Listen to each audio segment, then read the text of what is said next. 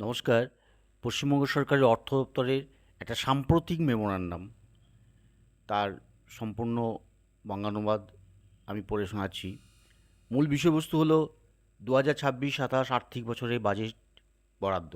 এই মেমোরান্ডাম বা বিজ্ঞপ্তির মাধ্যমে পশ্চিমবঙ্গ সরকারের 2026-27 আর্থিক বছরের জন্য বিভিন্ন সরকারি দপ্তর এবং প্রকল্পের জন্য অর্থ বরাদ্দ ও তার ব্যবহারের নির্দেশিকা জারি করা হয়েছে। প্রধান অংশসমূহ কি? এক হচ্ছে বাজেট বরাদ্দ। রাজ্যের বিভিন্ন গুরুত্বপূর্ণ দপ্তর যেমন কৃষি, স্বাস্থ্য, শিক্ষা, পঞ্চায়েত, গ্রামোন্নয়ন দপ্তরের জন্য বিভিন্ন নির্দিষ্ট পরিমাণ যে অর্থ বরাদ্দ করা হয়েছে। উদাহরণস্বরূপ পঞ্চায়েত এবং গ্রামোন্নয়ন দপ্তরের জন্য বড় অঙ্কের ব্যবধান প্রস্তাব করা হয়েছে, বড় অঙ্কের টাকা প্রস্তাব করা হয়েছে। এবং স্বাস্থ্য পরিবার কল্যাণ দপ্তর উন্নয়নমূলক কাজ যেমন লক্ষ্মী ভাণ্ডার, স্বাস্থ্যসাথী, দুয়ারে সরকারের মতো জনকল্যাণমূলক প্রকল্পগুলি যেন চালিয়ে যাওয়া যায় তার তহবিলের নিশ্চয়তা দেওয়া হয়েছে। তপশিলি জাতি এবং উপজাতি সংখ্যালঘু উন্নয়নের জন্য যে অর্থ বরাদ্দ সেটার উল্লেখ করা হয়েছে। আর্থিক শৃঙ্খলা এবং নির্দেশিকা সেটা মেনে চলতে হবে। এবং পরিষেবা পরিকাঠামো, রাস্তাঘাট নির্মাণ, পানীয় জল, বিদ্যুতায়ন ইত্যাদি সমস্ত ব্যাপারগুলো। সারসংক্ষেপ কি না, এই সহজ কথাটা হচ্ছে 2026 সালে পশ্চিমবঙ্গ রাজ্য বাজেটের একটা অফিসিয়াল নথি, যেখানে কোন বিভাগ কত টাকা পাবে, সেই টাকা কোন কোন জনমুখী প্রকল্পে খরচ করা হবে তার বিস্তারিত রূপরেখা দেওয়া হয়েছে। এবং এটি মূলত সরকারি কর্মকর্তাদের জন্য একটা নির্দেশিকা, যাতে তারা নূতন আর্থিক বছরে খরচ শুরু করতে পারেন।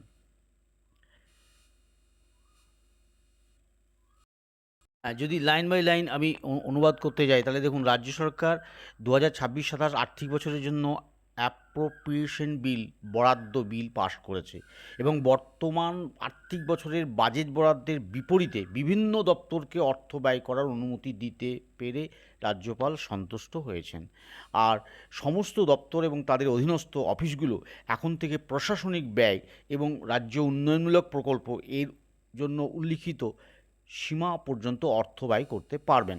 প্রথম 2 মাসের জন্য মোট বরাদ্দের 50% অর্থ ছাড় করার ক্ষেত্রে অর্থ দপ্তরের আগাম অনুমতির প্রয়োজন হবে না। লক্ষ্মী ভাণ্ডার, স্বাস্থ্যসাথীর মতো জনকল্যাণমূলক প্রকল্পের সময়মতো বাস্তবায়নের উপর বিশেষ গুরুত্ব দেওয়া হয়েছে। ড্রয়িং এবং ডিসবার্সিং অফিসারদের ডিডিও নিশ্চিত করতে হবে যে ব্যয় যেন অনুমোদিত সীমার মধ্যে থাকে। আর নতুন তহবিলের দাবি করার আগে পূর্ববর্তী অনুদানের ব্যবহারের শংসাপত্র ইউসি অবশ্যই দিতে হবে। সমস্ত কেনাকাটার ক্ষেত্রে বিদ্যমান পশ্চিমবঙ্গ আর্থিক বিধি এবং টেন্ডারিং প্রক্রিয়া অনুসরণ করতে হবে। মূল নির্দেশিকার সমূহ কি না, খরচের সীমা। বছরের শুরুর দিকে দপ্তরগুলো তাদের বরাদ্দের একটা নির্দিষ্ট অংশ 50% সরাসরি খরচ করতে পারে। বেতন পেনশন মজুরি দেওয়ার ক্ষেত্রে কোনো বাধা নেই এবং এটি নিয়মিতভাবে চলবে। উন্নয়নমূলক কাজ, রাস্তাঘাট, স্কুল বা হসপিটালের মতো পরিকাঠামো উন্নয়নের জন্য বাজেট অনুযায়ী কাজ করার নির্দেশ দেওয়া হয়েছে। অনলাইন সিস্টেম, সমস্ত লেনদেন IFMS অর্থাৎ ইন্টিগ্রেটেড ফিনান্সিয়াল ম্যানেজমেন্ট সিস্টেম পোর্টালের মাধ্যমে করতে হবে। আর দেখুন, এর মধ্যে বেতন, মজুরি, পেনশন এবং অফিস রক্ষণাবেক্ষণ খরচ অন্তর্ভুক্ত রয়েছে এবং যার জন্য অর্থ দপ্তরের আলাদা অনুমোদনের প্রয়োজন নেই। উন্নয়নমূলক কাজ, প্রশাসনিক দপ্তরের প্রথম 2 ত্রৈমাসিকের জন্য মোট বরাদ্দের 40% পর্যন্ত ছাড় করার ক্ষমতা দেওয়া হয়েছে। এটা আগেই বললাম, লক্ষ্মী ভাণ্ডার, কন্যাশ্রী, সবুজ সাথীর মতো ফ্ল্যাগশিপ সামাজিক কল্যাণমূলক প্রকল্পের অগ্রাধিকার এর ভিত্তিতে তহবিল প্রদান করতে হবে।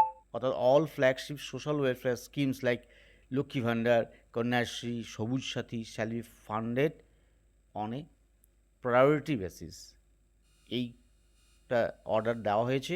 পশ্চিমবঙ্গ আর্থিক বিধি অনুযায়ী সমস্ত পণ্য পরিষেবা ক্রয় অবশ্যই টেন্ডার মাধ্যমে, এটা আগেই বললাম। এরপরে কোনো কাগজে বা ফিজিক্যাল বিল গ্রহণ করা হবে না। সমস্ত দাবি অবশ্যই ইন্টিগ্রেটেড ফিনান্সিয়াল ম্যানেজমেন্ট সিস্টেমের মাধ্যমে প্রক্রিয়াকরণ করতে হবে। আর শর্ত আছে, ইউসি দিতে হবে, এগুলো আগে বললাম। আর প্রতিটি আইটেমে 1 লক্ষ টাকার বেশি আকস্মিক ব্যয়, মানে কন্টিজেন্সি এক্সপেন্ডিচার ক্ষেত্রে অর্থ দপ্তরে পূর্ব সম্মতির প্রয়োজন হবে। এবং এগুলো আগে বললাম, এই আদেশটা জারি করা হয়েছে। বেতন, পেনশন, উন্নয়নমূলক কাজ, স্বচ্ছতা, নিয়ন্ত্রণ, এই সমস্ত ব্যাপারগুলো। তাহলে আজকে আমরা এই নির্দেশের বা অর্ডারের মাধ্যমে আমরা জানলাম কি কি করা যাবে, এবং তাহলে আমাদের যে প্রকল্পগুলো ছিল সেগুলোর জন্য অর্থ বরাদ্দ হয়ে গেল। তাহলে স্বাভাবিকভাবে সেগুলো আবার আমরা সুবিধা পেতে চলেছি। আজকে এই পর্যন্ত। নমস্কার।